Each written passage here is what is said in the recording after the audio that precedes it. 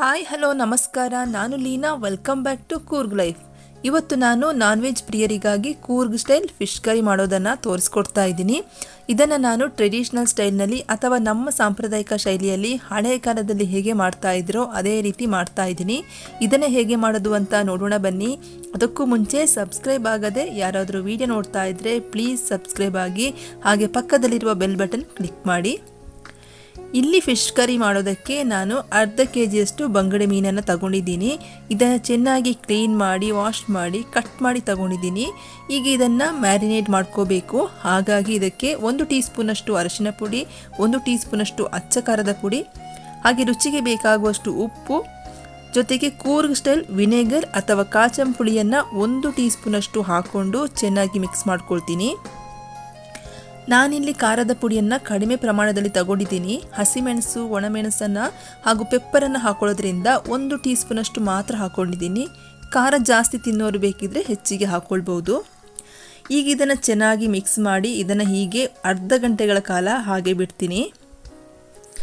ಈಗ ಇದಕ್ಕೆ ಮಸಾಲೆಯನ್ನು ಹುರ್ಕೋಬೇಕು. ಹಾಗಾಗಿ ಬಾಣಲೆ ಕಾದ್ಮೇಲೆ ಇದಕ್ಕೆ 1 ಟೀ ಸ್ಪೂನಷ್ಟು ಜೀರಿಗೆ, ಅರ್ಧ ಟೀ ಸ್ಪೂನಷ್ಟು ಪೆಪ್ಪರ್, 1/4 ಟೀ ಸ್ಪೂನಷ್ಟು ಸಾಸಿವೆ, 1/4 ಟೀ ಸ್ಪೂನಷ್ಟು ಮೆಂತ್ಯ ಕಾಳುಗಳನ್ನು ಹಾಕಿ ಡ್ರೈ ರೋಸ್ಟ್ ಮಾಡ್ಕೊಳ್ತೀನಿ. ಇದಕ್ಕೆ ಎಣ್ಣೆನ ಹಾಕೋ ಹಾಗೆ ಇಲ್ಲ. ಇದರ ಜೊತೆಗೆ 1 ಹಿಡಿಯಷ್ಟು ತೆಂಗಿನಕಾಯಿ ತುರಿ, ಸ್ವಲ್ಪ ಕರಿಬೇವಿನ ಎಲೆಗಳನ್ನು ಹಾಕಿ ಇದರ ಜೊತೆಗೆ ಕಟ್ ಮಾಡಿರುವಂಥ 1 ಟೊಮೆಟೊ, 2 ಟೀ ಸ್ಪೂನಷ್ಟು ಧನಿಯಾ ಪುಡಿ, 8 ರಿಂದ 10 ಎಸಳು ಬೆಳ್ಳುಳ್ಳಿಯನ್ನು ಹಾಕ್ಕೊಳ್ತಾ ಇದ್ದೀನಿ. ಹಾಗೆ 4 ಬ್ಯಾಡಗಿ ಮೆಣಸು, ಖಾರ ನೋಡಿಕೊಂಡು ಬ್ಯಾಡಗಿ ಮೆಣಸನ್ನು ಹಾಕ್ಕೊಳ್ತಾ ಇದ್ದೀನಿ. ಹಾಗೆ 1 ಕಟ್ ಮಾಡಿರುವಂಥ ಈರುಳ್ಳಿ, ಅರ್ಧ ಇಂಚು ಶುಂಠಿಯನ್ನು ಹಾಕಿ ಹುರ್ಕೊಳ್ತೀನಿ.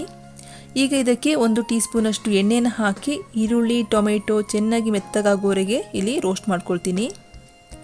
ಇಲ್ಲಿ ಹುರಿದಿರುವಂಥ ಮಸಾಲೆ ತಣ್ಣಗಾದ್ಮೇಲೆ ಇದನ್ನು ನುಣ್ಣಗೆ ರುಬ್ಕೊಳ್ತೀನಿ. ನಾವಿಲ್ಲಿ ಇದನ್ನು ಕೋರ್ಸ್ ಗ್ರೈಂಡ್ ಮಾಡುವ ಹಾಗೆ ಇಲ್ಲ. ಇಲ್ಲಿ ರುಬ್ಬಿರುವಂಥ ಮಸಾಲೆಯನ್ನು ಮ್ಯಾರಿನೇಟ್ ಮಾಡಿರುವಂಥ ಮೀನಿಗೆ ಹಾಕ್ಕೊಳ್ತೀನಿ. ಇಲ್ಲಿ ಒಂದು ಒಗ್ಗರಣೆಯನ್ನು ಮಾಡ್ಕೋಬೇಕು. ಹಾಗಾಗಿ ಬಾಣಲೆ ಕಾಯೋದಕ್ಕೆ ಇಟ್ಟು ಬಾಣಲೆ ಕಾದ್ಮೇಲೆ ಇದಕ್ಕೆ 1 ರಿಂದ 2 ಟೀ ಸ್ಪೂನಷ್ಟು ಎಣ್ಣೆಯನ್ನು ಹಾಕ್ಕೊಂಡು ಎಣ್ಣೆ ಕಾದ್ಮೇಲೆ ಸ್ವಲ್ಪ ಕರಿಬೇವಿನ ಎಲೆಗಳನ್ನ ಹಾಕ್ಕೊಳ್ತೀನಿ. ಹಾಗೆ 1 ಕಟ್ ಮಾಡಿರುವಂಥ ಈರುಳ್ಳಿ, 3 ಹಸಿಮೆಣಸನ್ನು ಹಾಕ್ಕೊಳ್ತೀನಿ. ಖಾರ ನೋಡಿಕೊಂಡು ನಾನಿಲ್ಲಿ 3 ಹಸಿಮೆಣಸನ್ನು ಹಾಕ್ಕೊಂಡಿದ್ದೀನಿ.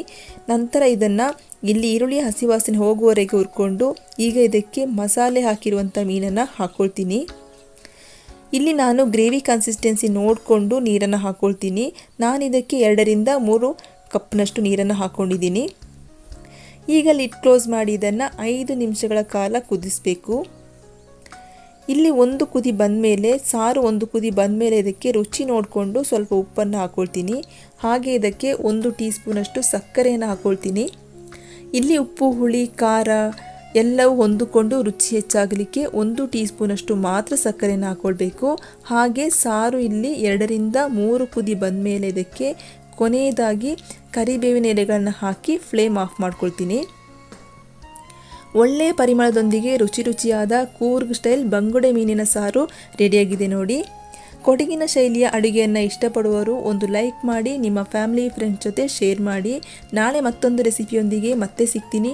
ವಿಡಿಯೋ ನೋಡಿದ್ದಕ್ಕಾಗಿ ಎಲ್ಲರಿಗೂ ಧನ್ಯವಾದಗಳು. Thank you for watching. Thank you.